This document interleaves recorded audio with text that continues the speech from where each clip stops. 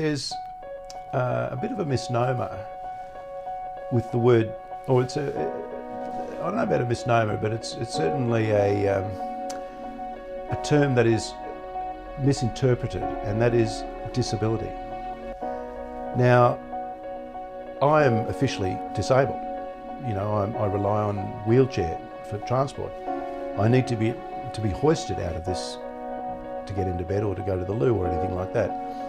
I need people to dress me, I need people to wash me, I need people to do everything for me, but I still have an incredible amount of freedom.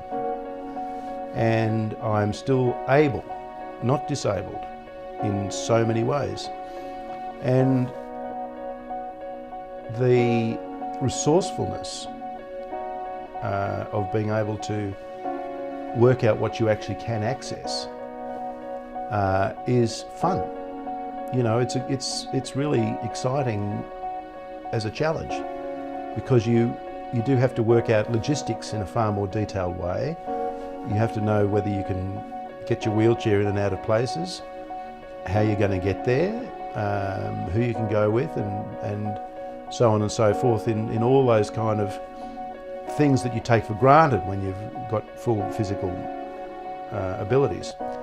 But you're not disabled, I don't think. I really do not suffer from what I would consider any disabilities, because it's just you have to access things in a different way. Melbourne born and bred, and have travelled quite a bit, but I grew up with a big family in Melbourne, and a very close family, which I still enjoy seeing very much. And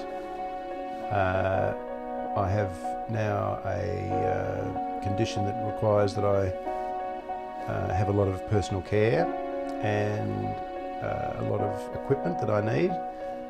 And I'm very lucky now that the NDIS is actually enabling me to access that, which I may not have been able to do before. I live in St Kilda. I live in a small apartment, small and cosy, but central and very, very good position with my wife.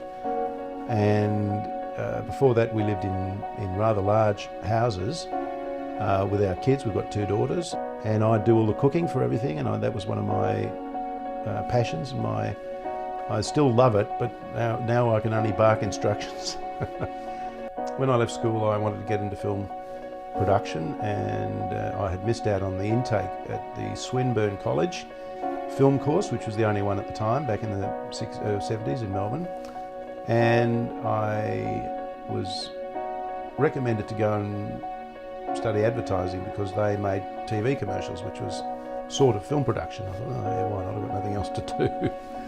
And I did, and of course I had so much fun. I met some lovely people, went to MIT, had a ball, got a job straight away, started working and never looked back.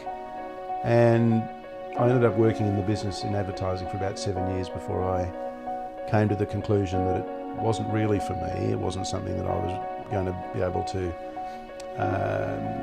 progress on a career path with, that I was really going to be into. So I bit the bullet and said, now I'm going to go right into film and TV production again.